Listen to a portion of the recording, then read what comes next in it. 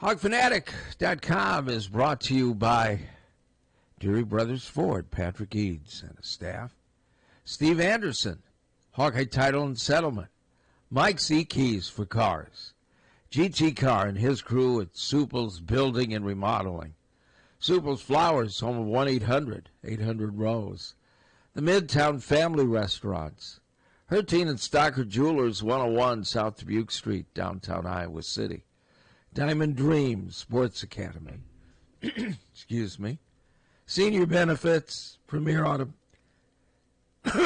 excuse me, Premier Automotive in North Liberty, the Oxyoke Inn and the Amana Streets Maintenance, Dr. Lance Forbes Diamond Dental in Cedar Rapids, and Big Dog Tech Solutions. Here's Tom Suter and Pat Harty from Hawk Fanatic. Yeah? Yes. That makes it sound like Suter's from Hawk Fanatic. And Suter is not. I'm not Hawk Fanatic material, evidently. Yeah, but no. Not at all. But you are a Hawk Fanatic. I am. I am indeed. Big time Hawk Fanatic. There you go. Thank you, everybody. Thank you, everybody. Turn off the lights when you're out of here. But, so yeah, we're going to have, it's Gianna Maselli. Have we had her on before? Yes, we have. Okay, that's what I thought. And it's the NCAAs out in Corvallis. Mm-hmm. And isn't that where Jen Llewellyn, where was she? Oh, no, she was at Washington. Yes. That's right, not Oregon State, my bad. Okay, so, but they're heading out there for the NCAAs, and we'll have her on not until 10:30, so this is going to be this is going to be a Ben-Hur type. Hawk can go on forever. Chariot race. Just go on forever. I mean. And we're going to be having Brad Heinrichs, the NIL director for the Hawkeyes, or Swarm director for the Hawkeyes. On Friday. On Friday at 9:30. Busy times, Captain. Basketball season may be over, but it's never over here. It's pretty much over. And Brad's usually pretty. Of course. He likes to chat. He does. He actually sometimes says things that, he's actually saying. But there's also times where he draws the line, and I get that too. It's funny because, I tweeted that 7'3" guy from St. Mary's. Hey, here's a big guy for, just throwing it right away. He's too expensive. This guy wants $7 million. He's all these people come right back at you. They know about all the stuff about him, and I'll tell you what. Have you seen his video? What's his name? Oh God, McKeever. McKeever. Oh yes, I have. His video. He's got pretty nimble feet for a guy, and he is every bit 7'3". He looks pretty good. He's massive. But someone said they read somewhere that he's asking for between $5 and $7 million. And if that's the case, he won't be coming. That'll be most of. I always got what I'm hearing is it pretty much somewhere between like 6 and hopefully Brad can kind of 6 and 8. Isn't that somewhere where they are? It depends. I've seen 6'5". I've seen 7'2". And I've seen slightly north of 10. So. I've never seen that. And I just saw they had some Twitter or business had the 18 teams, and they had Iowa at 6.5. And I'm like, that seemed a little low. But no, I've never seen them over 10. And if they are, someone call in and let us know. Because and I saw some as high. I think the highest I saw. I wish I could. I can't remember if I retweeted it. I don't know what the reliable numbers are. And as you said, I do know that I was not near the top of the Big Ten. And we're also not near the bottom. They're somewhere in the middle, which is where it seems like where Iowa is lots of times. With in lots of sports. On and off the field. Yep. So, but yeah, no, they're not at the bottom. And I do think something like this is going to cause an uptick. It'll be interesting to see, just in the time since Iowa's been to the Elite Eight and the time we have Brad on, if he can say, we've actually seen it already. Because to me, you're going to see it, some of it right away, impulse. Oh, yeah, I want to, this is great. How do I sign up? Yeah. Of course you'll have more as time progresses, but it'll be interesting to see if they were able to capitalize just from the being in the moment type thing, because I know this thing caught the attention of a lot of people. But again, it's just amazing how quickly it just ends. It is. You're top of the world, and then boom. It's just, there's so much finale. And then thud. It's just boom, gone. Thanks. Hey, thanks for being part of our dance. Now get out of here. We've only got this. Thud for everybody except for one team. Yeah, and I'm not sure. If I had to guess right now, I really don't. It's interesting how everyone thinks it's either going to be Michigan or Arizona. It's like the other game. It's too bad they're not playing for the championship. I don't think we need to. Illinois and UConn are pretty good teams. They're pretty damn good teams. Just dismiss them, I don't see that at all. So we'll see. I mean, I think it'd be kind of ironic if one of those teams ended up winning it. And how boring is the women's Final Four? Oh my God! I won't. I mean, well, I guess. I mean, okay. So you've got South Carolina playing. Are they playing? You got South Carolina, UConn, Texas, and UCLA. Who are they playing? Have we seen the bracket? I haven't seen. But yeah, the 4 seeds, the 4 teams that are light years ahead of everybody else. Yes, and that's just boring. Now the men have what? How many? The Michigan's a number 1 seed. UConn's a number 2. Illinois is 3. Illinois is 3, and then who's the 4th one? We were just Texas. No, Texas is women. they're a number 1. Arizona, they're a number 1. Yeah. So the men are 1, 2, 3. Yeah, so it's not a lot of parity in either Final Four this year. The women are 1, 1, 1, 1. Yeah, but that 1, 1, 1, 1 has been so far ahead of everybody else. There's a pretty extreme drop off from those 4 teams to the next group. South Carolina plays UConn, so that means Texas plays UCLA. And that what's interesting about that is Texas beat UCLA by I believe 11 points back in November. They did. And obviously UCLA hasn't lost since then. So yeah, I mean, if I'm sitting there and I'm surfing and there's no Andy Griffith or Rockford, and I may give it a shot. And the men, I'll watch the men, but I'm not glued to it. I don't really care that much about any of the teams. No, as of right now, I probably won't tune in purposely on any of them. If they happen to be on, that's how I am. And I'm not doing anything else, then I mean, the men I'll watch. But the women's, it just doesn't no interest whatsoever. Doesn't interest me. All right, the women's Final Four or Rockford. What are you watching at like 9 o'clock at night, Captain? Women's. Seriously. I don't want to see Rockford again. But you want to see do you want to see the 4 number 1s just dominate? There are literally tens of thousands of television programs. Law and Order from the early 90s. Is that one of them? Been produced. Are you talking about Law and Order from the early 90s? 25 years worth or more. Yeah, 20. When did Law and Order come out? In 90, but I didn't like the first 4 years it had.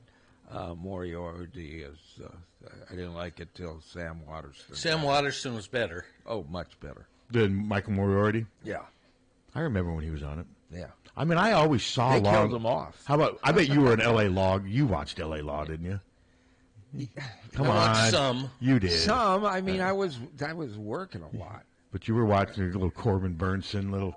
I never watched that show. I maybe watched. Wasn't Susan Day in that? Yes. Okay. I've watched maybe 3 or 4 shows of it. All right. I mean, I was. Wasn't it really big in like the 90s? Yeah, it was 80s. Oh, 80s? That long ago? Yeah. Wow. Yeah. So I didn't catch much of it because I was on the road. The 70s. But it came back in the 90s. They keep playing them. The 2-hour movies, it's not the same. Hello. Yeah, I don't know if you guys were watching the McDonald's slam dunk contest last night. I missed it. Grace Knox, female, was on the incredible. She was what? Scored 10s. You're cutting in and out. Yeah, sorry. So you're saying? I'm just saying. Last night on the McDonald's slam dunk contest, there was a girl on there. Her name was Grace Knox. Okay. An incredible girl that could slam dunk. I mean, she challenged the guys, the guys there, equally as good. So she was getting up in the air like the men do, like getting way above a 10-foot rim? Oh, God, yes. Wow, I don't think I've ever seen that with a woman. The guys were scoring 10s and 11s. She scored 10s and 11s. She didn't win it, but she was pretty much equally as good. Wow. And she is 6'2". Wow. Yep, Grace Knox. That's incredible. And looks like plays for LSU. All right, well, thanks for... I don't know. Wow. It was just incredible to watch her. I'm gonna incredible. Have to. You got 6'2". Thanks. Yeah, you've got the video called up? No, I have her... Wow. Just her. See that? Profile. I mean, I remember what was her name, Georgina Wills. She was at West Virginia. She was, believed, the first woman to dunk in a game, and she was like 6'6", and it was one of those where she walked up and dropped it, and then it's evolved. But that's very rare. I mean, obviously, Caitlin, as great as she is, she can't dunk. Most women other than maybe a few post players, don't come close to being able to dunk the ball. And the fact that she's only 6'2", that's incredible. And in her game against Duke, let's see, 23 minutes, 7 points, 1 assist, 6 rebounds. I thought you were going to say 6 dunks. So she's a better dunker than player? Well, it would appear. That's incredible, though. I mean, you know what I mean, though? Most women can't come close to dunking. I mean... No. Huh, interesting. Do you think Hannah Stolke can dunk? My guess would be no. Well, I think the big problem is the size of the hands. Well, it all goes into it, you know. I mean, everyone talks about how, you know, these, like Michael Jordan and them, and how, yes, they're 6'6", and some of these guys had the biggest freaking hands. Got gigantic Just hands. gigantic hands. They were built to dunk the basketball. Yeah. She was a McDonald's All-American in 2025. I'm amazed, though, that she was dunking in the same type of athletic stratosphere as men. That's crazy. Yeah, well. She might be able to make some money from that, because it doesn't sound like she's going to play in the WNBA, does it? Although she's only... Well, so that means she'd be she's only a freshman or sophomore, right? Okay. Sophomore. No, she's still got time to do coming it. season. I mean, she averaged 7 points as a freshman. That ain't bad. No. For LSU, but man, I'm going to have to check. Now I'm interested. I'm going to have to check that video out Grace Knox. Grace Knox. I'd never thought I would hear that. But evolution, things are evolving. Other than this show, this show hasn't evolved. But then the portal stuff, was that all? Had that happened when we were here Monday? I don't believe so. Addie Knies was, but not Addie or Callie. And Callie. And I wrote something. Man, a lot of people just blaming Jan, which is just ridiculous. I don't see that at all.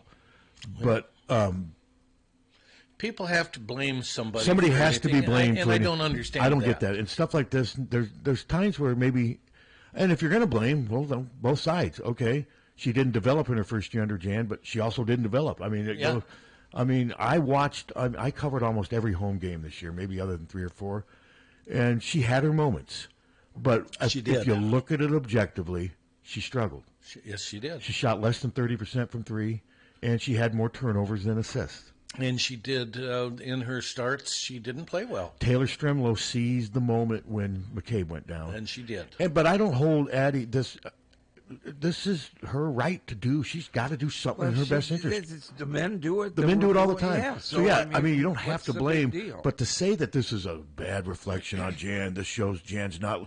Nobody's ready to compare Jan Jensen to Lisa Bluter yet. But to say this reflects poorly on her, I mean, Callie Levine, that one surprised me, not because of anything between Callie and Jan. I just was surprised that Callie, because she seemed like she's just cherished being an Iowa Hawkeye, but apparently she wants more. She wants to play. And fair enough. Fair enough. She wants to go somewhere and play. And she's gone. You and I, Drake. If she has to maybe go down a little bit to get more playing time, that is her right to do that.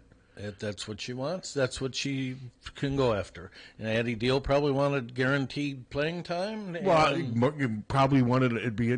I mean, I'm sure she's got an agency involved. I've been told that NIL was part of it, but to me, I'm guessing, and I mean, we're all human. I'm guessing, do you think they were as high on Addie after this year as they were on her coming into this year? No, and I don't think Addie was as high on Iowa either. So you think Addie, and do you think that's because she didn't play well?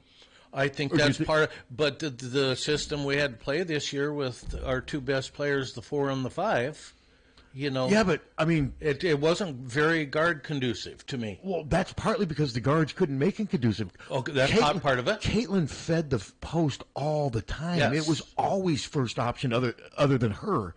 So it's really not that much different. It's how you handle it. Had Addie made more threes right to begin with and played well to begin with, I think everything would. But she never did. No. She never really played well for any consistent amount of time. And if you want to blame that on coaching or whatever, that's fine. But sometimes it just doesn't work out. I wasn't surprised at all that she entered the portal at all. Everyone's like, well, the Hawkeye culture, well, yeah, it's fine. But she is from California. She's a long way from home. But we'll see now. Watch her end up, going to another school. She very well could. I've seen a lot of people saying she's going to go to UCLA. How's she going to play at UCLA? Well, they've got 5 senior starters. Yeah, but they've got freaks coming in, I'm sure, don't they? I mean, that's just how they have a freak class coming. That's how these programs are. And I mean, yes, Addie would have played next year, and maybe earned, if she got better, maybe earned a starting role. We don't know, but evidently she didn't want to come in and duke it out. No, she didn't. She did not. No, I mean, Strumlow and Chit Chat obviously kind of separated, but there was that position.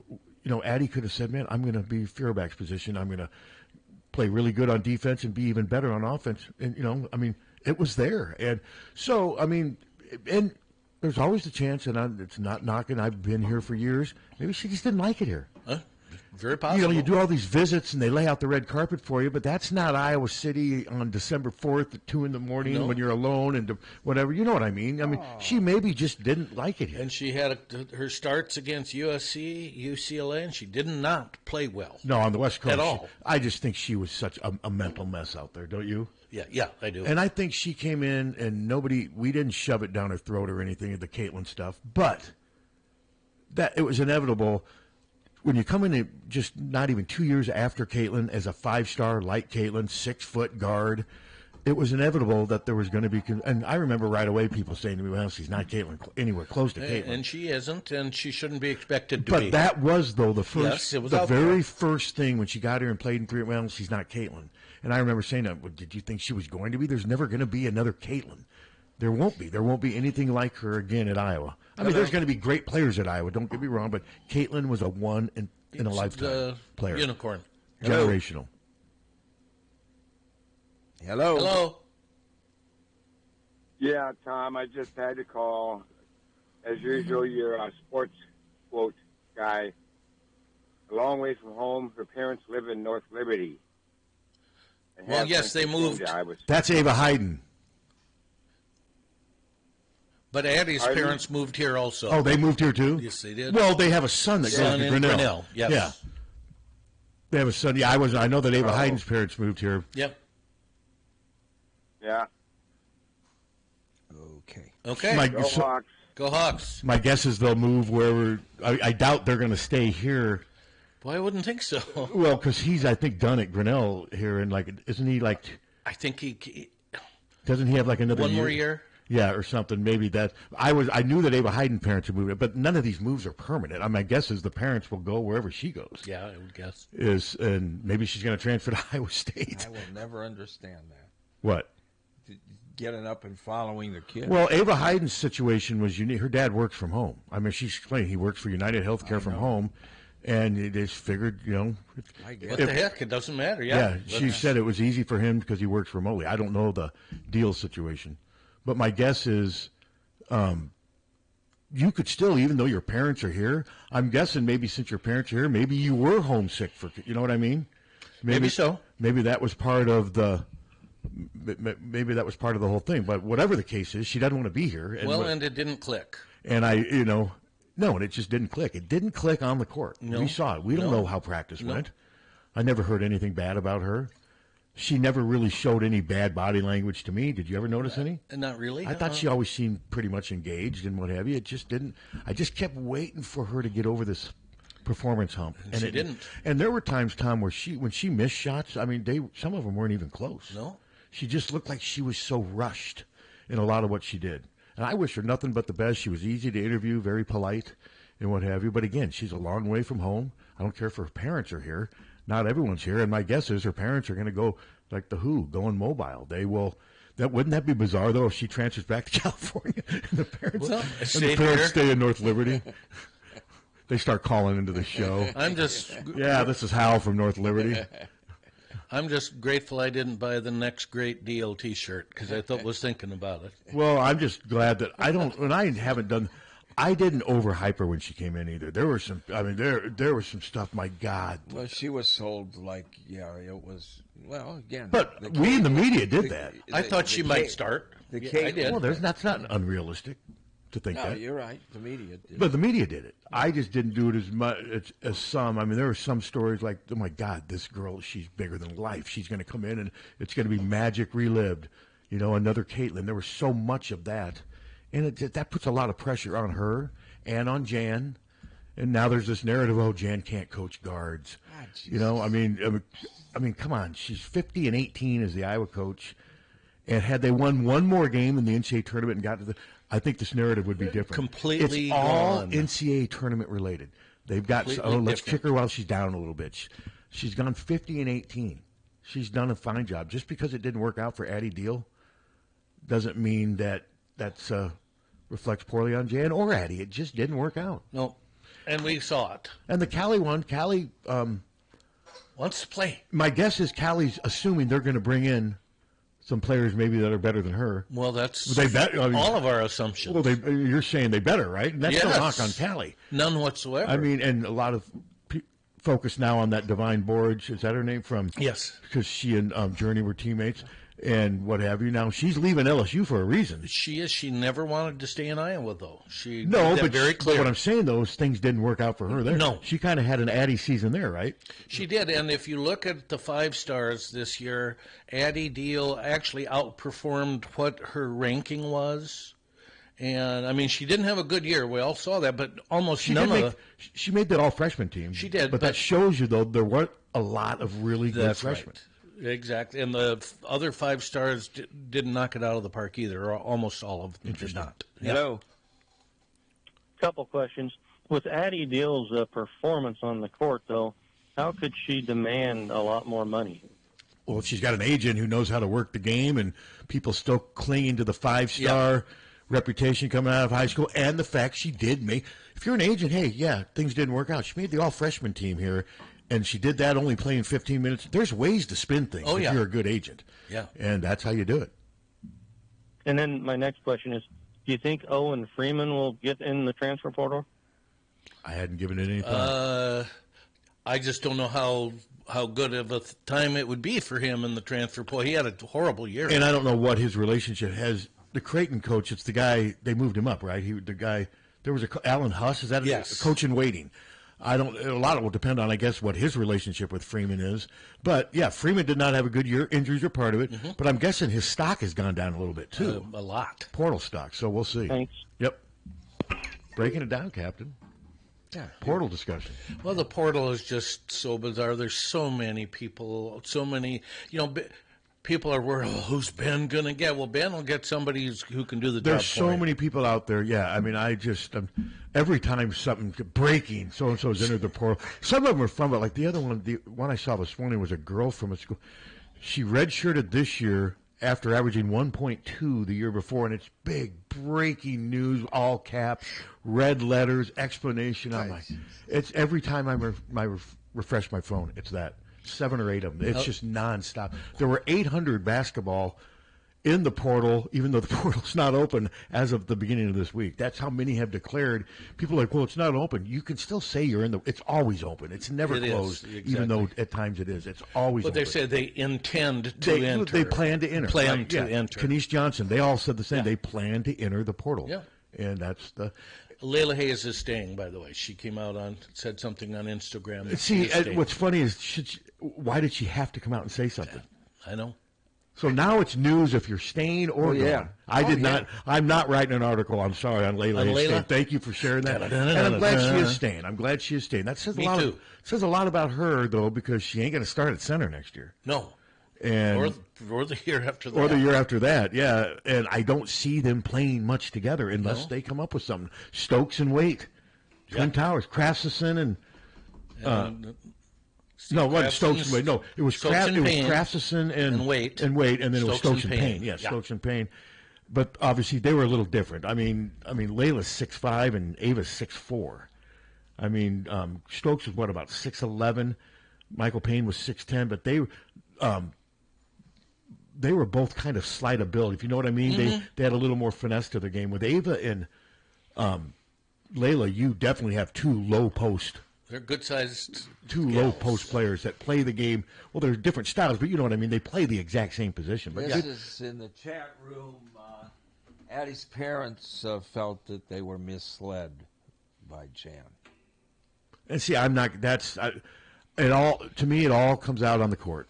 It does. It's just all out in the court, and I watched it. I saw I don't believe it's Jan's style to promise playing time. I don't think she But does she that. still averaged almost 16 minutes a game, started 3 games, even though she never played that well. Yeah. That's what I'm saying. And it's no knock on Addie, and I don't want I mean, we're sitting here analyzing a 19-year-old girl. Now, of course, she is an adult, and she is getting paid. She's making a lot of money. And she's making a lot of money, so you can look at it both ways. But I did see, after they lost, I went up to the press room afterwards, the room there where they do all the big press conferences when they announce. That's where they did the media room for the NCAAs, and her parents were there with her brother.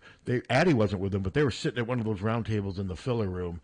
And I remember, oh, wow, that's Addie, because you can tell her mom looks just like her. I knew, and they did not look, well, they didn't look happy because Iowa just lost. I get that. But, yeah, they were there. And so, yeah, it's going to be interesting. But I'll ask you, do you think a year from now Addie's parents are living in North Liberty? Well, if she goes to UNI, maybe. Don't you see her probably leaving the state? Yeah. I wonder if she'd go to somewhere like Nebraska. Well, there's openings. Why, did they lose a lot? Oh, well, graduation, and they're not very good. Well, they did make the tournament, even though, they did make the end. They won a game in the tournament. Yeah. They ended up winning. I know, but not very good. They still made the tournament and almost won 20 games. Yeah. I mean, but for Nebraska, that's although they had some good teams, man, with Markowski. In the old days, it would be easy. She's just going to go back and play in the Pac-12. Well, there is no Pac-12 anymore. No. So it'll be interesting to see where she resurfaces because she's going to have suitors. I mean, she will. Oh, 100, and she should. And she should. She definitely has potential. It just didn't work out. But I still think a lot of the suitor is based on the reputation coming out of high school. Absolutely. I think that's a big part of it. If you base it on her year this year, there's still some untapped potential there. But she didn't show it on the floor. So what did you think was the best thing she did as a player this year? She got into the lane a few times, but she was so out of control, and she'd lose the ball. Mm-hmm. Well, she didn't do anything consistently well. That's the problem. I think that's fair to say. Now, do you blame the coaches for that? Probably, if you need to blame somebody, as blame goes around. I mean, it didn't take. That's kind of what you blame on both sides and what have you. But yeah, no, it's unfortunate that when people do hit the portal, all of a sudden there has to be these narratives. Well, this is why. This is who to blame. And so we'll see. I wish her well. And Iowa's going to move on. They're going to bring people in. And so I do remember reading that girl from Davenport North, Journey's teammate, she wanted to leave the state of Iowa. She wanted to leave. That was her big thing, wanting to leave the state of Iowa. And she got a nice check from LSU. But obviously, my guess is she did not like where she fit into their rotation. She didn't have any better year than Addie did. And maybe not as good. I don't think it was as good, at least stat-wise. It wasn't as good. Yeah, because Addie, I looked, she averaged 15.9 minutes per game, so basically 16 minutes, nearly half the game. And she did start those 3 games, but her opportunity came when McCabe got hurt. Yes. And she just didn't seize the moment like Stremlo did. No, she didn't. They started Addie to begin with, remember? Yeah, absolutely. And then after 2 or 3 games, that I think Jan said, we got to get Taylor. We got to put Taylor in there. She's just playing better. And she was. And Taylor made mistakes. Yeah. Taylor made some of the kind of mistakes. Both were careless with the ball at times. Yeah. And, well, Caitlin was careless with the ball. Okay, but she also would give you 40, 10, and 12. Yeah. Let her have her 6 turnovers. Caitlin averaged, 27 points as a freshman? Okay. 20, I think it was 26. Okay, well, they ain't doing that. No. I mean, Caitlin could do whatever I don't care. There were times where we made fun of her for almost having triple doubles with turnovers. Yes. But it also came with 38 points and 14 assists. Yes, she would force the issue at times and have turnovers. I'm guessing if Addie would have averaged 18 this year, those turnovers wouldn't have looked as bad. And she probably wouldn't be going anywhere. I was mostly surprised at her inability to hit threes. I thought she was going to be better at that. I thought she was going to be real good, but she wasn't. Yeah, no. Hello. Hello. Hey. I just wonder, do these girls or boys put in the work like Caitlin did off the clock? I think so. Yeah. Or do they just go to practice? Oh no! These kids, Caitlin doesn't. I mean, she works hard, but I don't think she's worked. No, these kids work hard. Oh no, Addie Deal. They all work her hard. butt off. They all it's work. not that. The men, women, they work hard, and they don't really have a choice. There's so much supervision with stuff. No, Addie Deal is a gym rat. I was just wondering if she was a gym rat like Caitlin was, and really put in the effort. No, do I know if she? Goes to their head, and they don't think they have to work that hard. I've never heard that about. I've never heard that about her or anyone at Iowa. You just don't hear that very much. Okay, thank you. Yep. Was she on a balloon? I don't know. It seems like he was in a weather balloon. To me, that's a stupid question. Oh, we don't have to be. Well, it is. No, they come here. And part of that is the Caitlin. Part of it is ability. They don't have the ability that Caitlin has.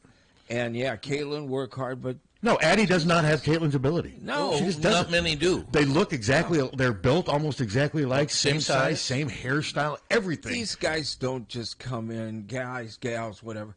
They don't just come in and sit on their ass. No, they work their asses off. And the coaches wouldn't let them. Caitlin came in... Caitlin was way better than I ever imagined she was going to be. I remember saying, there's this 5-star at Dowling. I knew about her. I mean, I learned about her. I figured it would, Addie's was more realistic. Yeah. That's a more realistic freshman season than the freak show she launched. She just came out during COVID just launching, and we just didn't see it that first year. My son was an instructor here, and I know instructors that are here, and they tell me that these kids are, when they're not studying, they are working all the freaking time. And the ones who aren't get weeded out. Yeah. You don't survive. You don't get your scholarship renewed. If you're not going to class, I get what he probably didn't ask it in the right way, but I think part of it is Caitlin is the standard for everything. But we don't know if Caitlin is more of a gym rat than any guard on some team. The backup guard in Illinois may live in the gym and got. I think they all do. I think most of them do. Yeah, I think most of them are consumed. That's what their instructors say. Yeah, and they're. I know academic instructors, not. And in high school, Caitlin also she played soccer. She didn't just do basketball; she did other things. So, but we just gotta remember. The worst thing we can do for any of these kids is compare them to Caitlin, because they are not going to measure up. No. They're not going to. It's just not going to happen. There's going to be more athletic Iowa women's basketball players. I mean, hell, Hannah Stokey's more athletic than Caitlin, if you want to base it on just speed and jumping. But basketball is a skill set required, too. The big thing with Caitlin, too, is the passing, of course. But she made unbelievable shots from three-point range, and I think everybody dreams of doing that. And there were times where I thought Addie took some maybe questionable three-point shot because she was kind of hoping to catch that fire, and it just never happened. Caitlin would maybe miss 3 in a row, then she'd make 4 in a row. I mean, she just always came in and produced from the very beginning. Yep. Yes, she did. We got he's filling the pop machine. Oh. That's the sound of refreshment. The sound of refreshment. Are you the only one that uses that? No. You use it? Oh, yeah. Okay. Yeah. What all's in there? Is there I'm once a day. Is there Diet Mountain Dew in there? No. Why not? That's what I want. Can you get it in there for me? I can drink a Diet. Is that Diet Coke? Yeah. All right. Just in Thank time. You, Jay. Thank you. Just in time, Thank too. you. Thank you, Jay. It's a little earlier than my one Diet Coke usually, but I'm going to enjoy it. That's all you have? I'm taking this. Well, sometimes two. I'm taking this home with me. Don't compare yourself to me. I would never. I'm taking I this have home the with me. ability to drink multiple cans of Diet Coke in a 5-hour span. Well, I've got Diet Mountain Dew here, but I'll take this home with me. Yum. I'll have it later on today. Thank you. That's a yum. Why don't we take our break number 1? Yeah, she ain't calling in for 45 minutes? 40? 50. No, 50 minutes. 50, 50, yeah. 50 more minutes, Captain. Oh, Jesus. What are we going to do? We can only talk about Addie Deal for so long. That's too bad, and I suppose there's no chance she's coming back. Well, there's always that chance, but I'm seeing all this, it's already taken a side, you know what I mean? Like, yeah. It's Addie's camp versus Iowa's camp. Maybe I shouldn't have. That guy just rubbed me the wrong way. Well, that's it's your show. Do you hate him? It ain't Huh? No, You're at the controls. God damn it, I don't hate him.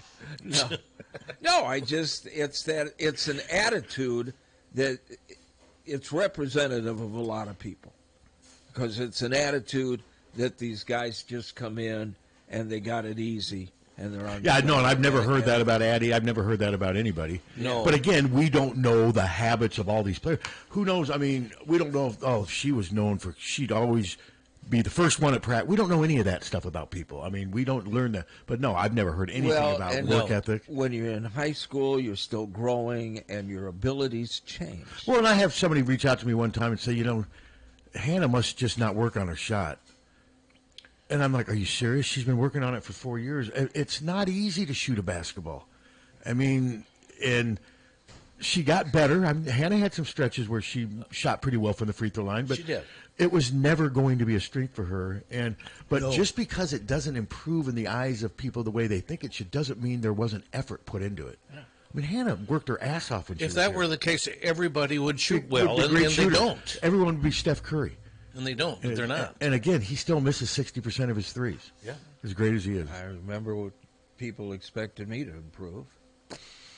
Well, there's still a chance. No, not really. All right, we'll be right back. 1-800-800-ROSE. 1-800-800-ROSE. Your FTD florist is the only number you need to know to send flowers anywhere in the country or Canada from anywhere in the country. 1-800-800-ROSE. It's so easy. Just remember one number. 1-800-800-ROSE. Your FTD florist. 1-800-800-ROSE. Remember, don't wait for an emergency to get a backup for your car keys. Unlike the olden days, car keys have gotten extremely complex. Mike's eKeys for Cars can generate the most technically advanced automotive keys that are on the market today. For spares and lost keys, Mike's eKeys for Cars can produce most conventional transponder, high security, and remote head keys. Mike's eKeys for Cars will keep you on the road. Call 319-330-9185 and schedule an appointment today. Don't wait until it's too late. Call 319-330-9185 today. For a gift that your loved one will treasure for a lifetime, find it at our family-owned jewelry store in Iowa City, Hertine and Stocker Jewelers. We can show you diamond engagement rings, colored stones, fashion jewelry, and watches. Our jewelers are on site, so we can design jewelry for that special person in your life. We are Hertine and Stocker, serving Iowa City and the surrounding area for 3 generations. Hertine and Stocker Jewelers, downtown Iowa City, and HertineandStockerJewelers.com. Ask for Willa, Terry, Tim, or Kate. One of us is always there. So, did you get your holiday lights down yet? What if your home could shine magically with just a tap? Introducing Illumilights from Big Dog Tech, the permanent smart LED lighting system that installs once and lights up your life year-round. No ladders, no hassle, just beautiful lighting that makes your home stand out day and night. Visit BigDogTech.net and schedule your free quote today.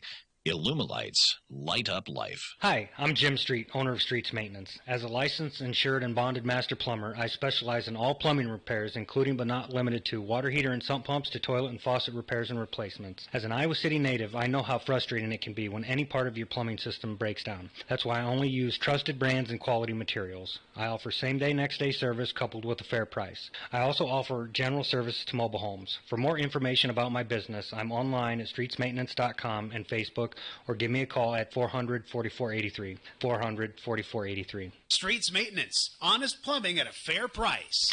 Dear U of I, just a note to let you know, if you're ever thinking about selling Kinnick Stadium or Carver Hawkeye Arena, please consider Hawkeye Title and Settlement. We're here to provide efficient, high-quality real estate title and closing services. Signed, Hawkeye Fan Forever, and send. Hi, this is Steve Anderson with Hawkeye Title and Settlement. Whether it's a large commercial property or if you're buying your first home, remember, we're here to help. Hawkeye Title and Settlement Services of Iowa City. You'll love our team just like you love the Hawks. Don't let just anyone take care of your smile. At Diamond Dental, you can expect compassion, expertise, and a personalized care plan to protect your teeth for life. With more than 30 years of combined experience, Dr. Forbes and his staff are prepared to tackle even your toughest dental problems, leaving your smile healthy and sparkling. Diamond Dental offers a full range of general and cosmetic dentistry, as well as dental treatment options for snoring and sleep apnea. It's never too early to start thinking about what's best for your smile. Schedule an appointment today by calling 319-390-3703 or visiting the office at 5815 Consul Street Northeast, Suite D1 in Cedar Rapids. You can also visit DiamondDentalPC.com for more information. Dr. Forbes is a proud sponsor of the Hawkeye Wrestling Club and the Inner Circle.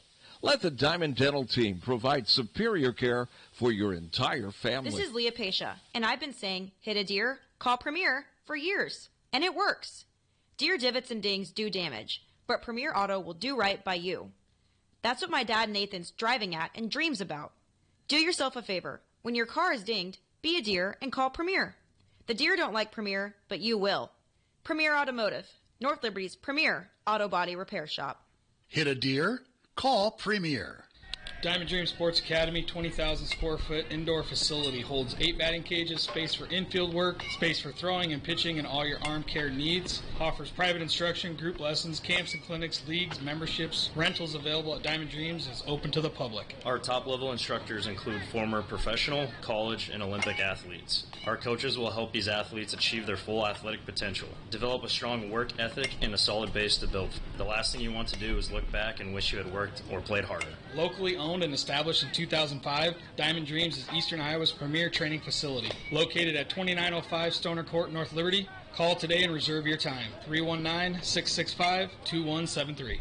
319-665-2173. When you go to a family restaurant, you want 3 things. 1, a wide selection of breakfast, lunch, and dinner items. 2, you want those selections to be affordable and delicious. And 3, you want to be treated like family. You get all 3 at the Midtown Family Restaurant. Breakfast items available anytime the doors are open. Legendary tenderloins, onion rings, and hot roast beef sandwiches. Daily specials at each location, and no matter if you're coming in solo or with a group of 20, you get the same special family treatment. The Midtown Family Restaurant at Court and Scott Streets and at the Walmart Plaza on Highway 1 West. Follow them on Facebook or at MidtownFamily.com. The family's waiting for you. GT Carr, owner of Supple's Building and Remodeling, has been offering unmatched service and quality for over 25 years. The trained professionals at Supple's Building and Remodeling will install and guarantee the products used in any job, no matter how big or small. They also stand behind their work and offer no-nonsense, exceptional customer service from design to completion and beyond. Whether it's a simple window replacement or a major house addition, you'll have the confidence that Supple's Building and Remodeling is committed to quality. Visit Supples.net or call them today at 319-337-2246. Hi, this is Tiffany at Senior Benefits. Are you confused with Medicare questions, anything having to do with Medicare? I take care of all Medicare customers, people under 65. I also do life insurance, long-term care, cancer insurance. I'm here to help you navigate any questions that you may be having or frustrations and anxiety that you may have with Medicare or insurance in general. Give me, Tiffany Rao,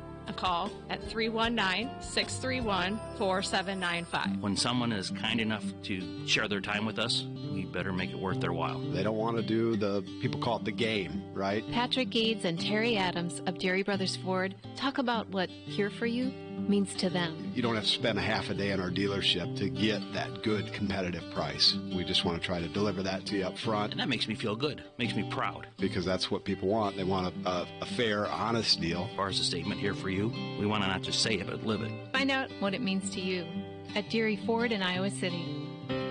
Hello, this is Bill Eichstring from the Oxyoke Inn inviting you to a place where you have your choice of 4 portion sizes. When you order our famous family style, you can take your leftovers home. You can make reservations online at oxyokeinn.com or by calling and speaking to a person at the Oxyoke. Compared to other places, our private banquet rooms are more affordable. But most important, our fresh food is prepared to order and our servers have a passion for serving you. At the Oxyoke Inn, we have been practicing since 1940. Go to oxyokeinn.com for serving hours, menus, reservations, specials, events, carry-out orders, and gift cards. Oxyoke Inn, in the heart of Amana, where you'll always leave happy. The Oxyoke Inn. From the Harty and Stalker Studios in the heart of the Hawkeye Nation, this is the mighty 1630 KCJJ, Iowa City. Harty and Stalker Jewelers, making memories, making moments. It is going to be cloudy with scattered showers and thunderstorms possible later this afternoon. Our high today right around 48. Tonight, rain and thunderstorms likely, and we could get heavy rain with 1 inch to 1.5 inches or more likely through tomorrow. Tomorrow, scattered showers and thunderstorms. A couple of those could be strong to severe. It's going to be windy, too, with a high right around 71. Friday, scattered rain and thunderstorms, 70. I'm meteorologist Sean Cable on the mighty 1630 KCJJ. Current temperature 44. KCJJ weather brought to you by Plum Supply. Plum Supply kitchens and baths. Your home never looks so beautiful. It is back. Is it? This is back. This is back. This is an it. Yeah. Yes. Cousin It. Remember Cousin It? Yes.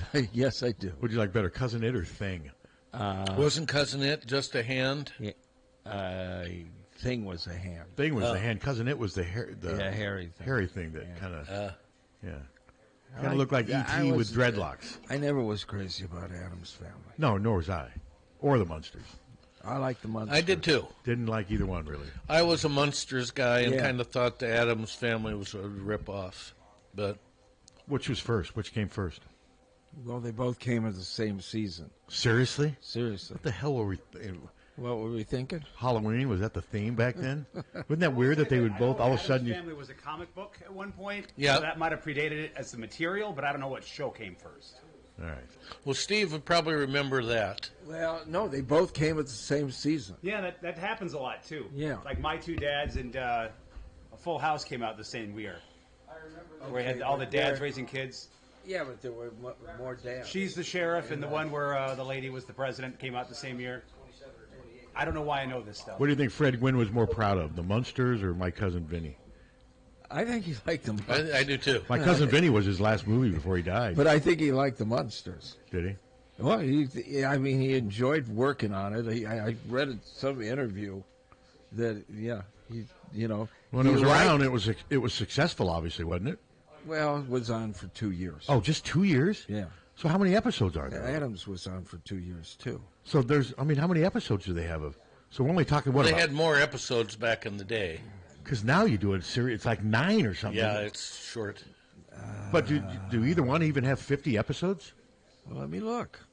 Wow, I figured they were on for... It's on from September meanwhile, 24th of 64. Well, it's only on 1 year. Meanwhile, Gunsmoke's still on. No, 2 seasons. Well, there were 2 Maryland Munsters. Gunsmoke had 20 seasons. I know, that's what I'm saying. It was on and there forever. were 2 Maryland Munsters. Yeah. Yeah, and it really changed the dynamic. Was that Pat Priest? 70, yeah. Wasn't it Eileen Vaccaro? Pat Priest and Beverly Owens. Beverly, that's who I was thinking of, yeah. 70 episodes. Over 2 seasons? Yeah. Good Lord, you're right. Man, that's a lot of episodes for 2 years. When 77 Sunset Strip came out, it had 36 episodes a season. Wow. That's about the same, yeah. Yeah. So what's a typical number of episodes now for a show? Between 13 and 18. Wow. And some like the Law and Orders, get 22 because they've been... Huh. All right, back to the Hawks. Spring football, we had our first press conference yesterday. Got to meet some of the new young players. I wrote something on they had 4 linebackers there, all from small towns in Iowa, and I got to thinking, think about how small towns from Iowa have helped the Iowa football program. Well, it's unbelievable. You can't even be. I just named off 4 in my Cooper DeJean, Brandon Scherf, Robert Gallery, Dallas Clark. There's 4 from, and then you've got these linebackers. You got Derek Weiskopf from Williamsburg, Landon Van Kekerich from Rock Rapids, I believe, and then who are the other ones that were there? Preston Reese from Monticello, and then Cam Buffington from Winfield. He grew up in such a small town. He played 8-man football.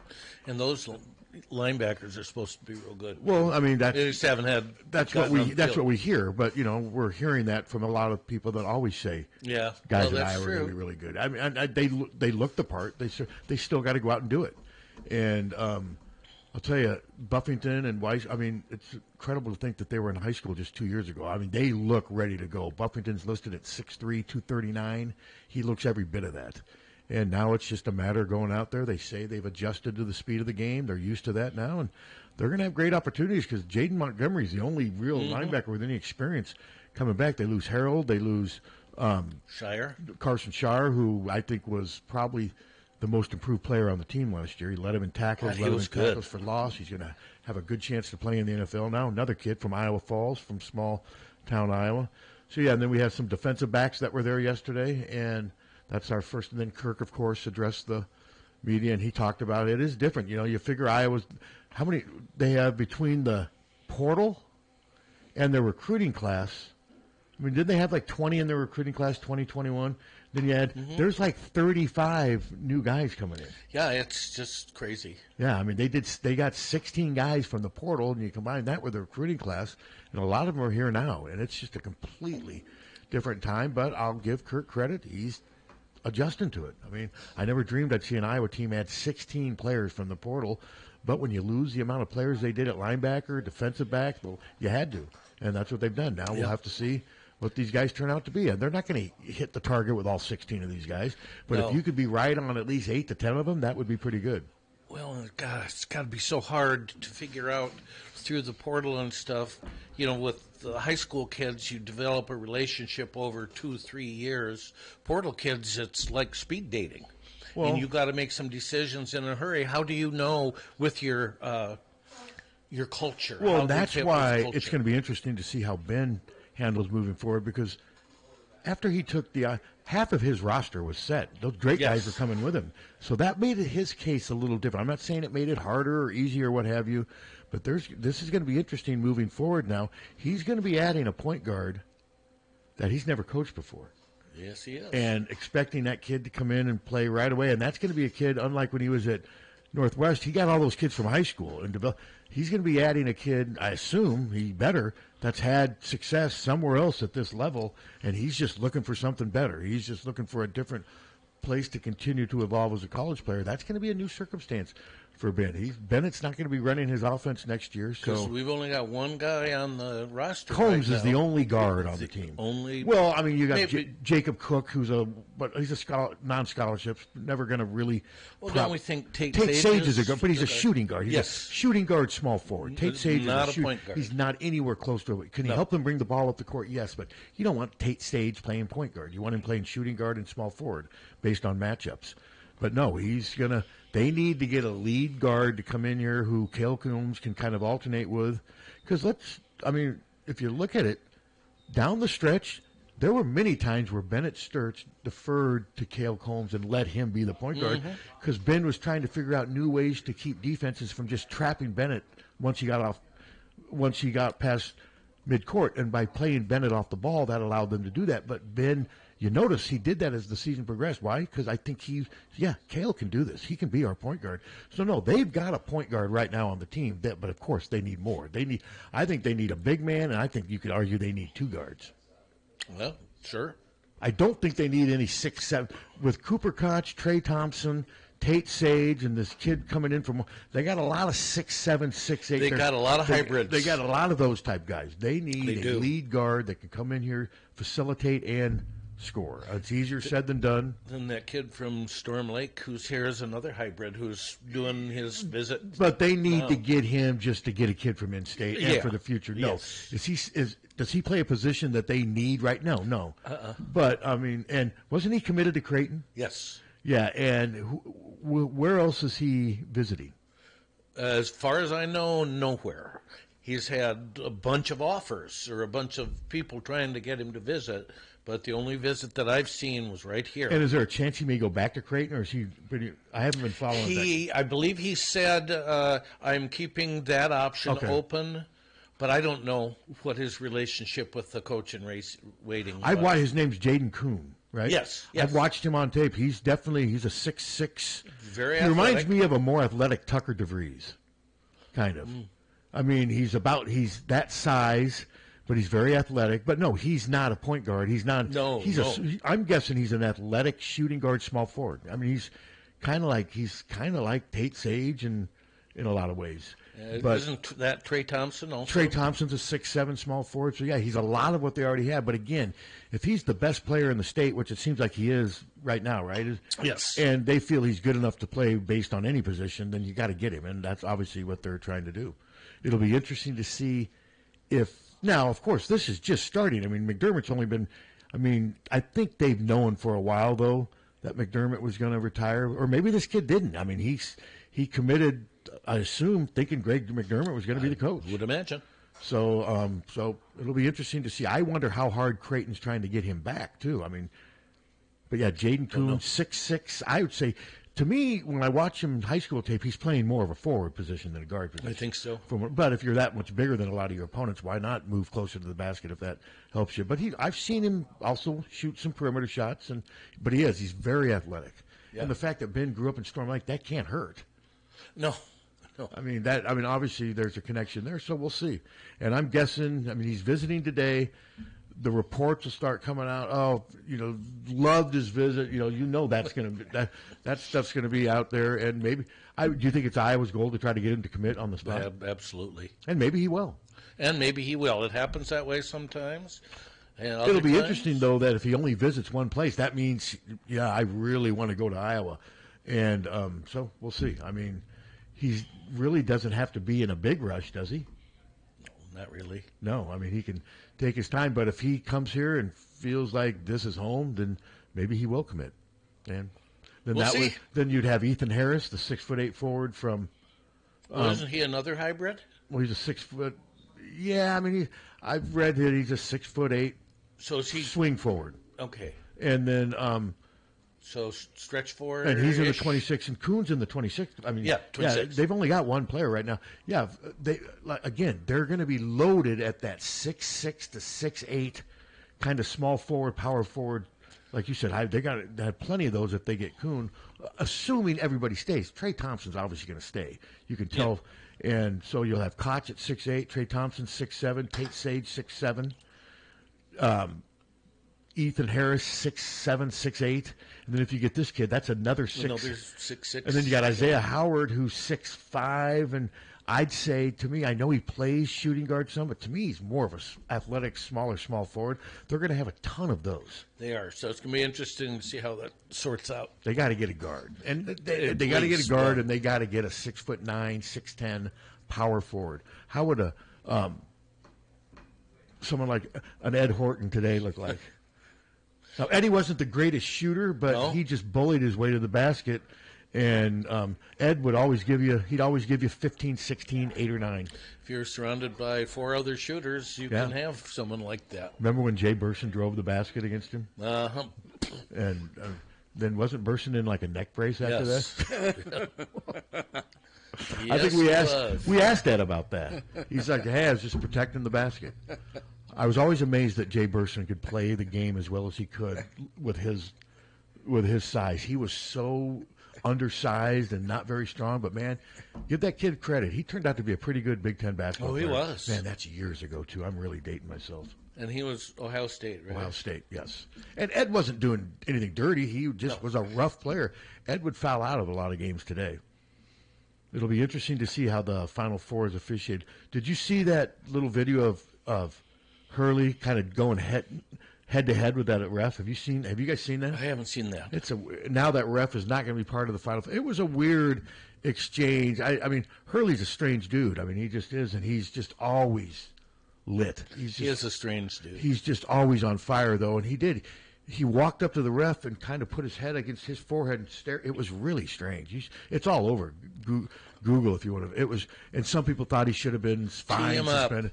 But nothing happened. But now that official is not part of the Final Four from what I've read. But it was just a weird exchange between a head coach and an official. Fran never did it. Now, Fran did stare at the guy, yeah, he did. But he never made forehead-to-forehead contact with him. Remember when he did stare at that guy? Yeah. Iowa fans loved Fran then. Remember that? He was the knight in shining armor fighting for a job. I was staring at that. See, I didn't like that at all. But Iowa fans did. I'm an Iowa fan. Well, a lot of them did, though, is what I'm saying. Why didn't you like him staring at? Because I just thought it was rude.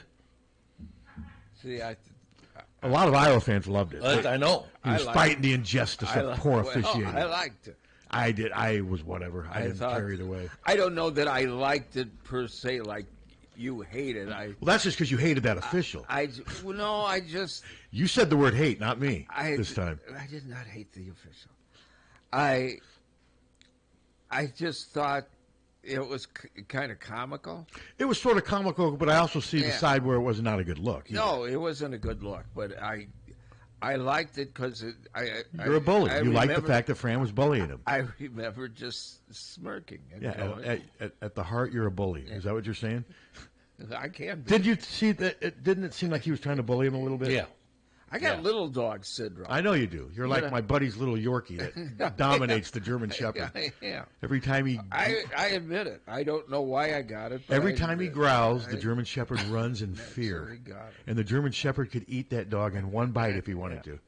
Yeah, the dogs don't get size. Yeah, but I don't think with this dog, even cats, no, they don't get it. No, and I've never seen a dog that struts more than this freaking Yorkie. He just walks around like the world revolves around him. But I've been told they're kind of like that. Yeah. You ever had a Yorkie before? No, I don't like Yorkies. Oh, I think they're ill-tempered for the most part. You'd love Bear. If I brought Bear, he's a good dog. This German Shepherd, who's the dopiest dog I've ever been around. Well, I love German Shepherds. And this one is as dopey gets. He's so dopey, you're like, come on, just relax a little bit. He sees you, and he's just his world is made. He loves who's ever there with him. You know? There have been a few Yorkies that I liked, but they're kind of ill-tempered. But what I do is I always put a toy down for them because I want them to fight for it. So they start fighting for it, and then the moment the Yorkie makes any growl sound, the German Shepherd runs and hides. It's the funny. I do it, and it just makes me laugh. Okay, back to the Hawks. By the way, Fred Gwynn said that was his one of his favorite roles. My Cousin Vinny? No.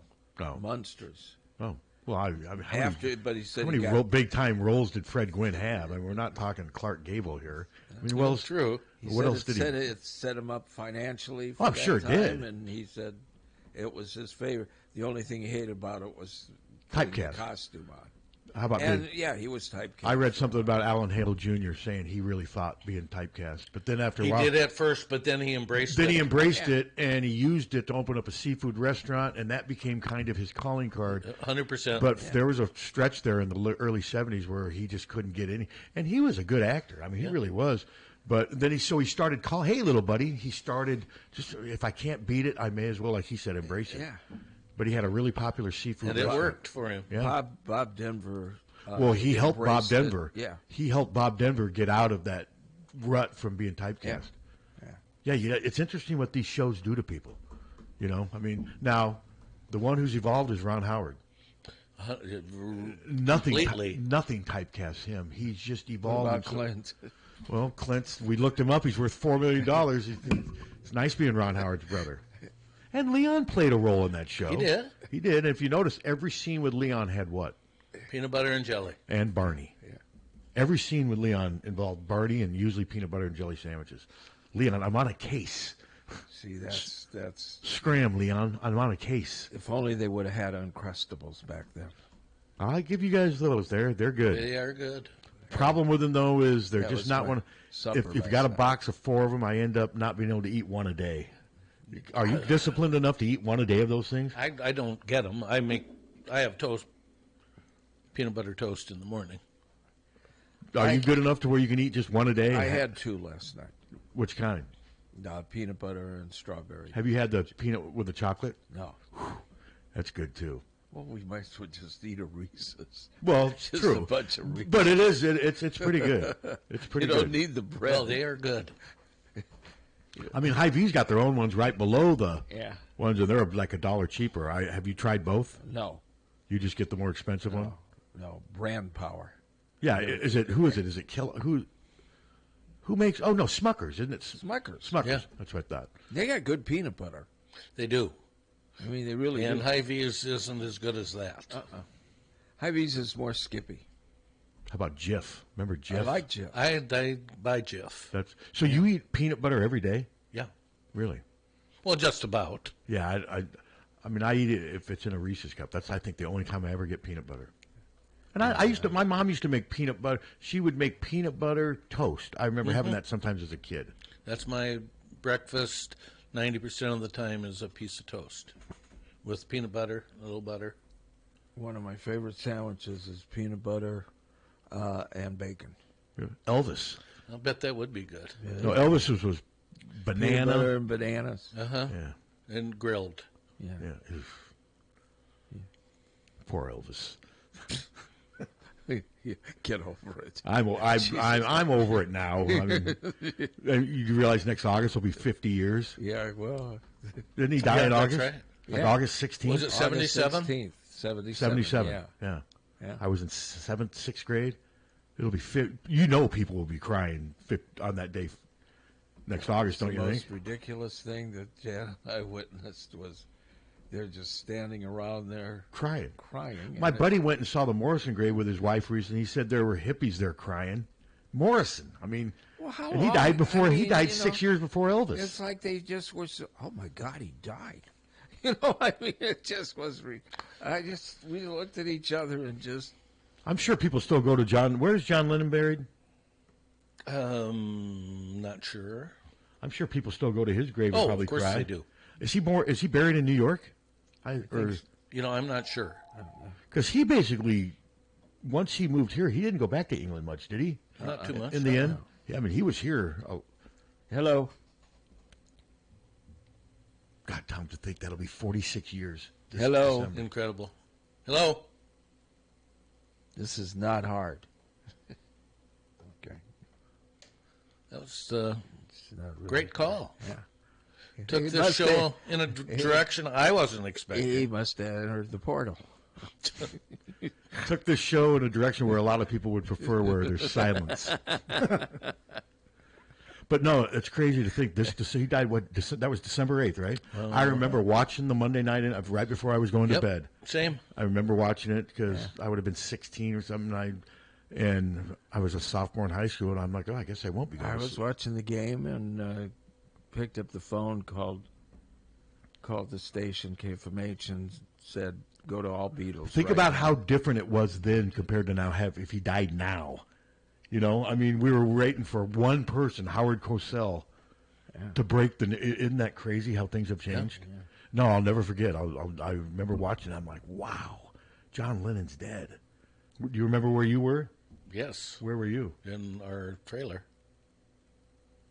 Watching Monday Night Football. Were you watching Monday? Okay. Yeah.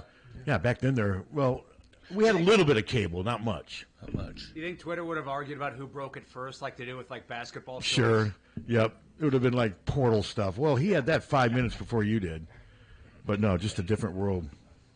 Mark David Chapman would have had a chat with Lennon just before he killed him up on Instagram. Yeah. And he would have. Yeah. And he is still alive, isn't he? Yeah. Yep. He's never getting out. Hasn't he been Hasn't he been trying to get out? I thought he got out. Or did he? Or was that Hinckley that got out? Hinckley got out. Is he still alive? Yeah. Has he killed anyone since he got out? No. He's learned his lesson. He's learned his lesson? Not to not to shoot the president? I won't do that again. I'm sorry, I won't do that again. I have learned my lesson. Presidents are off limits. No, but the thing with this portal stuff, though, it's just every day, nonstop, the same stuff. And it hasn't opened yet. And it hasn't even opened yet. And here, I'm going to refresh my phone, and I'm going to see. It'll be something about either. Let's see. Well, God, I just saw 3. I want to see the latest. Right now, there isn't anything on top. Usually, there's something on top. Man, Drake has been pushing this ad. This annual Bucksbaum Distinguished Lectureship welcomes author John Green. He'll share insights from his new book, Everything is Tuberculosis. It's been on my Twitter feed nonstop, so somebody's paying a lot of money for that. Yeah, imagine. Okay, here we go. Buffalo guard Ryan Sable plans to enter the transfer portal per his agency, ADS Sports. See the kid that was averaging about 21. 6'3" junior, averaged 18.8 points per game to shooting 40% from 3. That's viable. But he doesn't sound like a point guard. No. So that one will be interesting. But yeah, there's so many. Well, again, at least 800 as of Monday, I believe, had announced their intentions of entering the portal. Is that just the men? Just the men, yes. Hey, here's a football one. Breaking. Elite 2028 running back Micah Rhodes has decommitted from Oklahoma. He tells Rivals. The number 2 running back in 2020. What year? So it's 2 years from now? He's a sophomore decommitting from his first college. That's just, isn't it just crazy? I'm not knocking the kid. It's just the world we live in. It's just freaking nuts. I mean, it really is just how. So do you imagine that kid's got an agent already? Oh, I mean, probably does. Yeah, I mean, there's local kids that have agents. Yeah. I'm not knocking it. The kid from Buffalo Sables has 1 year of eligibility. I wonder how much that's playing into Ben's plans. Does he want to get a one and doneer? He had Sturts for 1 year here. Does he want to have another case where he's going to have to replace another point guard a year later? That will be interesting if he gives more credibility or more, I don't know more favoritism towards somebody with multiple years, like Kirk did in football. My guess, and it's just a guess, that Ben would get one more one and done guy and get a point guard, high school point guard as well. That's my guess, because I think he does want to build the team with high school talent as much as he can. Oh, yeah, no, and he has said that. The problem is that you're not always afforded that luxury. That's true. Right now, they're not in a position to just get a high school point guard and say, hey, roll out the ball and say, let's go. They need help right away. He knows that, and he has said something similar to that. He'd like to get 2 guards. Yeah. One that hits the ground running and maybe one that they can develop with time, but could maybe help crack the rotation or what have you. So because he knows that Combs can play 20 minutes I'm anyway. completely comfortable with Combs playing 20 minutes Yes. at point guard. I thought by the end of the year he was one of their more consistent players. He was. And he wasn't just having to score. I mean, that game where he had 6 points and 5 assists, and I think he was really important in that game. Yeah. Because he allowed Sturts to play off the ball. Defenses had to adjust. But no, I'm high on Cale Combs, and I've written about that. He is better than I thought he was going to be, and I think Ben feels really good knowing he's got Cale Combs and Tate Sage. Cale's got 1 more year, right? Cale's a junior. Yes, he's got 1 more year. So I think that's a big part of it.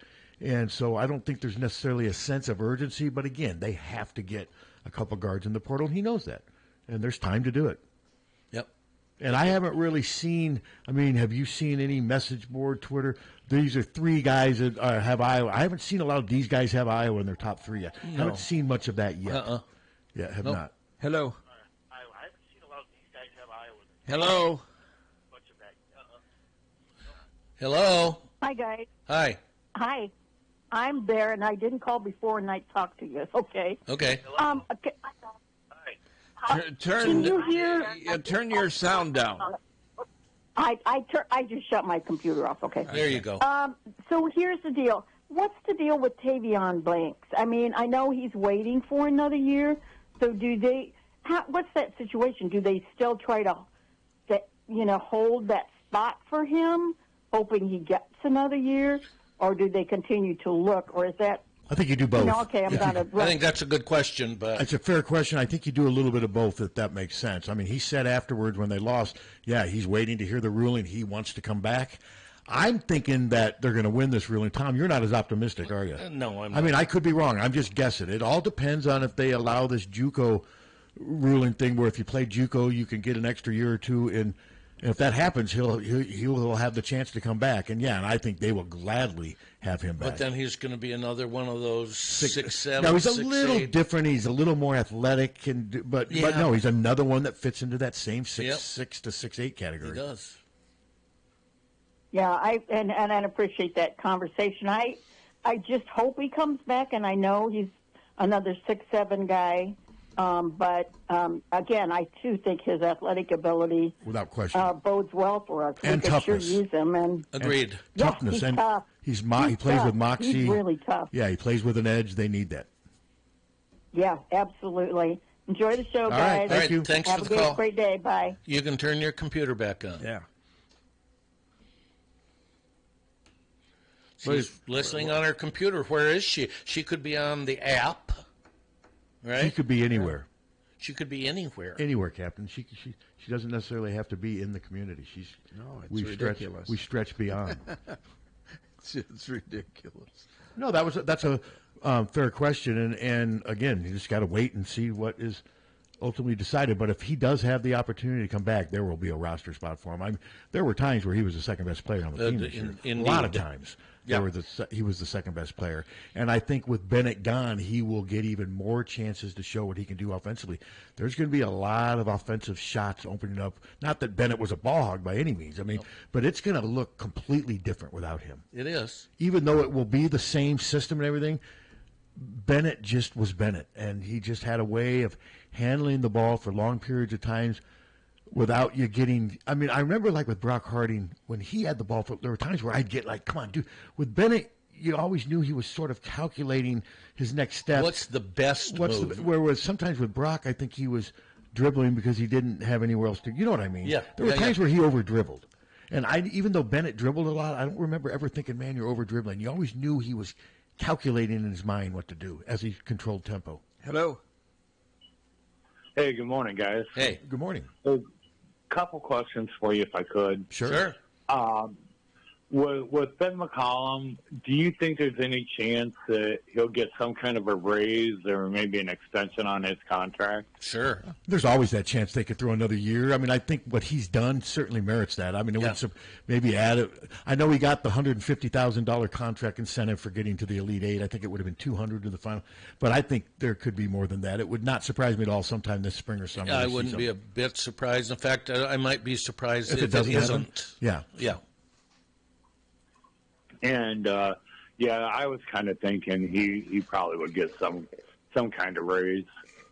And on Voulgaris, what are you guys thinking on that? Do you think they're going to renew his contract, or maybe decide to part ways? I see both parts of it. In this day and age, you do not know. Voulgaris, obviously, his stock went up nationally by just that one shot. It did, but then again, he didn't play much in the. No, he didn't, because he's got weaknesses that also That's right. will be highlighted. I don't have any reason right now to think that he won't be back, but I wouldn't be surprised. You never assume anything. Now, Cooper Koch, I would be stunned if he doesn't come back. Wouldn't you? Completely. Yeah, shocked. but pretty much anyone else, I would not. Now, Combs, I think but no, nothing else would surprise me. And I don't know how much Alvaro got to come to Iowa. He got something, but he got plenty. Yeah, but he seemed I heard it was in the. Sorry to interrupt. Okay, but I heard it was in the seven-figure range. Probably. Well, if they had just at least six. Bennett got around $1 million. And you hear something similar to that? Yes, and he could have gotten more if he had gone somewhere he else. definitely could have gotten more, but he was pretty well compensated. But Yep. I don't know. Alvaro seemed happy here, but he seems like the kind of guy that's going to seem happy wherever he is. But he also, at times, he was very emotional, up and down. He took the losses hard. When he wasn't playing very well, he kind of wore that on his face. Think he and Ben had a little bit of. I don't know. I don't know enough to where I'm comfortable talking about. I would just be speculating. I don't know. Okay. All right. Yeah. I was just curious. What you guys those thought are fair about. questions. It sure is. There's a lot of All money right, out thanks there. a lot, guys. Yep. Appreciate Now, it. Cam Manuel's another one. I think he'll be back. I think he Cam and Ben will be seem to back, have a real good chemistry. He's kind of in a way that kind of Ben takes. Cam seems like one of these players that Ben knows that he can get on, and it's not going to affect him. He's a bright kid, academic, everything. Not a great scorer. Not a great scorer, but he's a presence inside. He's their best rim protector they have right now. Yes.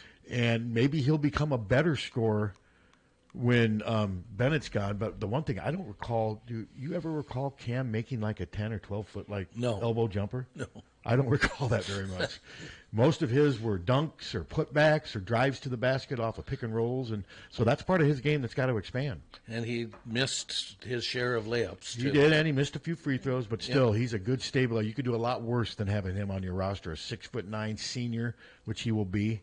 I think he will help them a lot. But again, you just can't assume anything with the portal, men or women. And I think the Callie Levine announcement is the reminder of that.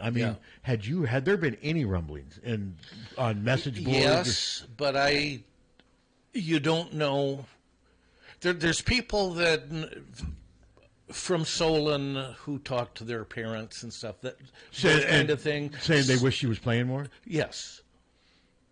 Okay. Yeah. And you said, of course, that was a big part of it. The deal, the talk is that the deal parents were very frustrated. Very. And it sounds like you're saying, from what you've been told, they're very hands-on with reaching out to Iowa with their frustrations. Yes. Okay. That's not always the right approach either. No, I wouldn't think so. But I get it. They're parents. You don't let the parents run the asylum. You can't. And I wonder, moving here for that, if that was part of the reason. Yeah. But you got to let the kid. I watched him play enough this year to where I think her minutes were fair. I just based on if you base minutes on performance, I thought the amount of time she played was fair. Or more than fair. At times, more than fair. I think there were times where Jan left her in, hoping the light would turn on. Yes. And it just never did. So I don't see that narrative. And I really wanted her to be great. Oh, Iowa fans wanted another five. Could you imagine 5-star from California comes here and achieve stardom? That would be great for everything. It would be the perfect narrative, especially you got another 5-star coming in. Did you watch any of her in the McDonald's game last night? I watched her miss one jump shot. I've watched a fair amount of her film from over the But last she's so year. different than Hannah Stokey. Oh, completely she's different. more of a small forward. And she's smooth as silk. Yeah, now, but I see her more playing. I don't see her just down in the post with. No. That's not her style. She needs to be out more, and I think that's kind of what they need. So and that opens things up. If you got 4 out, it's easier to open things up than when you have 2 people in the middle. Yeah, so they've lost 3 guards. Kenise Johnson, she was never going to play. Never. So that one, I know you lump it all together. The Callie Levine one it's playing time. I don't think you're going to have Callie badmouth in the Iowa program. She seemed to love it, but she's just hasn't cracked the rotation. No. I think she knows her career's half over. She wants to play. And fair enough. Yeah, there's opportunities. Think like you said, you and I, Drake, Brad, there's tons of different schools that you could go to. Would you be surprised? Illinois. Would you be surprised if she landed at like another Big Ten school? A little. That would be interesting. I would be a little surprised. What if Deal ended up like at Minnesota, a program on the rise? Because I do think she's going to be good before she's done. Yeah, I do too. Do I think she's going to be a superstar? No. I think she's going to be a good, solid guard. Yes, and I think she'll be a double figures when she gets a little older, maybe next year. Yeah. If she gets in the right system. And with her parents here, it looks like they're flexible enough to where they can move wherever she goes. Mm-hmm. I bring up Minnesota just because that is a program on the rise. And isn't Amaya Battle, isn't she done? Isn't some of their best? I'm not sure. I thought some of their best guards are. And then that gal who was hurt all of last year came back, and I'm not thinking of her name, but she was really good. She was good, yeah. No, Minnesota is a program on the rise. They are. I don't know what kind of recruiting class they have coming in. I'm not sure. In the chat room, this woman says she listens to us in Davenport, but she also heard us in Dubai. Really? Isn't that... We're number 1 in Dubai. Yes. The Dubai Nielsen ratings. I'm going to make sure I wasn't supposed to call. I don't think Weitzel sent me a number. So, as far as... Maybe this will be the answer to your question. You're on the air. Hello? Hi. Is this Gianna? Yes, it is. Okay. All right. Pat and Tom. All right. This is Tom Suter, Pat Harty, and Captain Steve. Gianni, who joined us last year, and I must say that I have thoroughly enjoyed watching you progress as an athlete. And the last one, we had other commitments, but we got to see you at the meet where the record was set with the amount of people. How cool was that for you guys? That truly was the best meet of my collegiate career so far. Just the support from the Hawkeye fan base and how well our team just came together and just hit one after another. It was the best night of my life. What was it over? It was over 4,000, wasn't it? Yeah. Yeah. Yeah, no, it was great. Well, Tom, you go to most. I mean, you say it's one of the most entertaining sports to watch. Absolutely. It is so much fun, and there's something going on, especially when it's one of those meets where there's 4 teams. Mm-hmm. I just love those. And so do you have a preference on that? Do you prefer the head-to-head, just having another team, or do you like the matches where there's more than 2 teams? I think for me, I like duels, but again, there's pros and cons of both. So for a dual meet where there's only 2 teams, I think I like it more because, well, one, when you're going, it's just you, and the whole arena has the eyes on you, and I think the pressure in that aspect is fun. And when you're at home meets, a lot of times college teams allow you to pick what songs you want to have played while you're doing gymnastics on events that aren't floor, and you get walkout songs. So that aspect makes it really fun. But then again, in the quad meet, there is a lot going on, and it's more fast-paced. Yeah. So there's wins to both. But it's neat. So I know you've had a lot of success at it. Would you consider vault as your number one event? Actually, I would consider bars probably my number one. Ah. I enjoy competing it the most, and I think score-wise, yeah. Well, that's great. What's the hardest? Oh my gosh, beam. I would say beam all the way. There's a reason I don't do beam because well, it's to me watching the beam. It seems like things are always on the edge, and bad things can happen at any time. Well, and also with gymnastics, you do a sport where just one little tiny slip up can make such a big difference. How much does that weigh on you mentally when you're competing, or are you beyond even thinking that way? Well, I mean, maybe as a freshman, I definitely would have thought that, but now, since I like to call myself a vet, honestly, before I'm going, I'm just like, whatever happens, already written, so just got to go and have fun. The bigger you go and the less you stress, the easier it is. And so you come into this competition this week. I mean, obviously, when I ask what are the keys, is there any area where you guys really have to perform really well on to get where you want to go? Is there? I mean, you know what I mean, like strategy-wise, and what's the key to getting the most out of this upcoming challenge? Yes. So in the last couple meets, we've really focused on details and going big. Like I said, we create a motto every single week going into practice, and for Big Tens, our motto was everything to gain. We really had nothing to lose. The bigger you go, and the more detail-oriented you are, and the more you work to lose not a single tenth, the better your gymnastics is going to be. So we're just focusing on not holding back and not letting a single tenth slip out of our hands. So like landing, cast handstands, and leg form. So have you set personal goals for yourself for the NCAAs?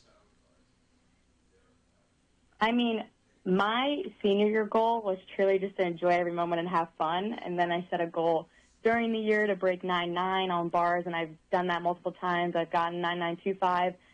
So really my goal for this meet, this weekend, which might be my last weekend ever doing gymnastics, is to just be present, not stressed, thinking like, oh, this is my last meet. I have no score goals. I just want to be in the moment. Okay. What is that like, though, mentally, knowing that it's about to be over? I mean, you've obviously loved your time here.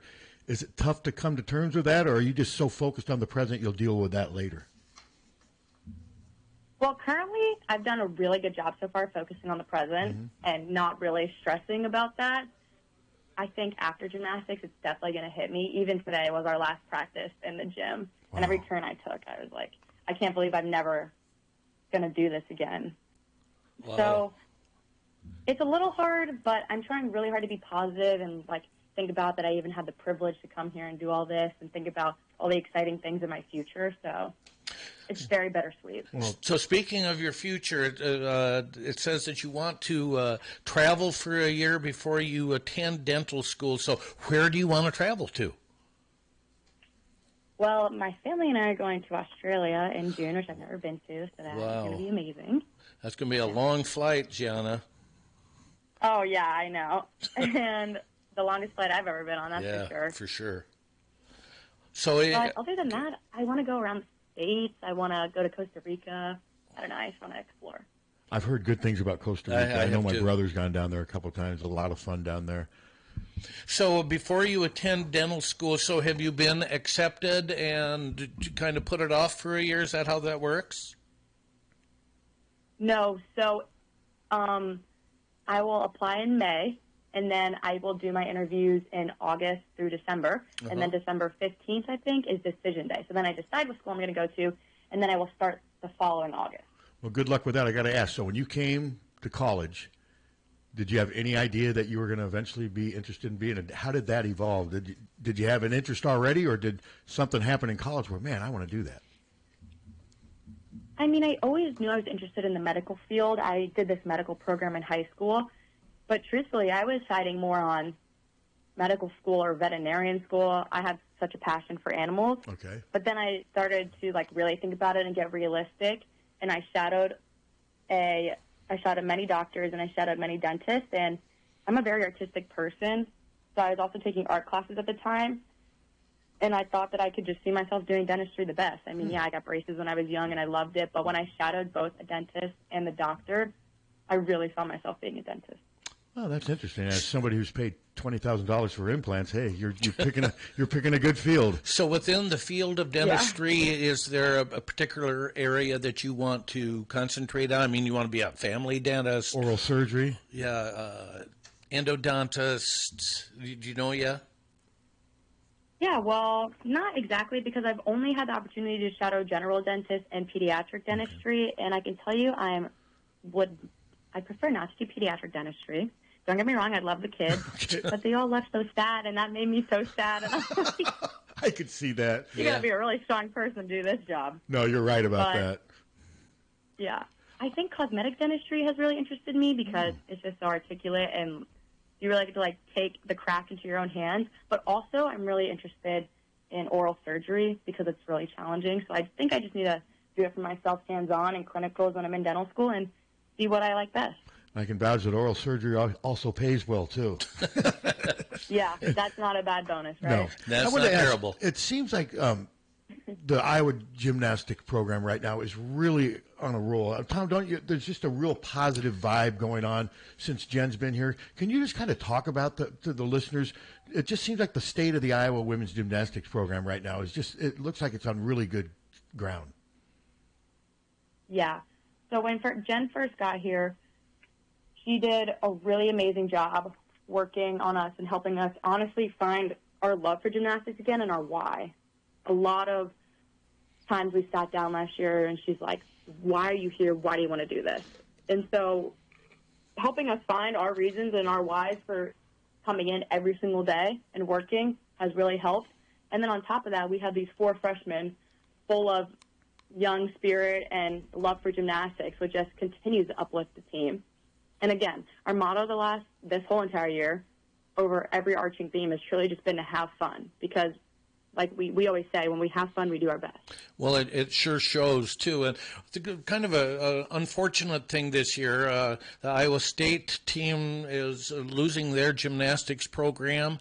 And I think it's a shame all the way around because, they were pretty darn good.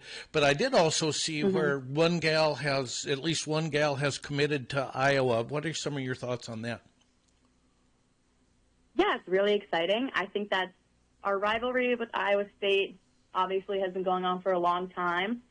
And all those girls want to do is just do gymnastics. And so I think I like that they're coming to the dark side and they're being traitors to their school, but it's really exciting that girls who are passionate for gymnastics and truly just want to be a part of a team with good culture and have fun. So I'm excited for them to come and join. I probably asked you this the first time you were on, but how old were you when you got involved in gymnastics? How did that happen? Yeah, I was 5 years old, which I guess is technically a little late bloomer. A lot of kids started with the mommy and me classes when they were 1. But my mom put me in dance, and she was a dancer, so she loved it. She put me in the tutus and all of it, and my neighbor did gymnastics, and I was just begging my mom to let me try gymnastics. And she's like, please be a dancer. That's all I want in life. And I was like, no, I think I want to do gymnastics. And then I started, and I was hooked. But my little sister's a dancer. So late bloomer at the age of 5. I think that's when I was finally getting the tying of the shoelaces. I was just going to say the same thing. That's interesting. So, Yeah, okay. I think I could do a backflip before I could tie my own laces. So talk about some of the competition that you guys are going to be facing here in these next couple of days, and what are the keys for you guys to win this thing or to get whatever you want out of this thing? Who are some of your toughest? Yeah. So ironically enough, this might be a all Big Ten meet against 3 other Big Ten teams, or against 2 other Big Ten teams with San Jose State joining us. And like I said, we have the skills, we have the gymnastics. All we need to do is just focus in on the details. Okay. We just can't give any tenth away. We have to be disciplined. We have to be strict. And we have to just go big.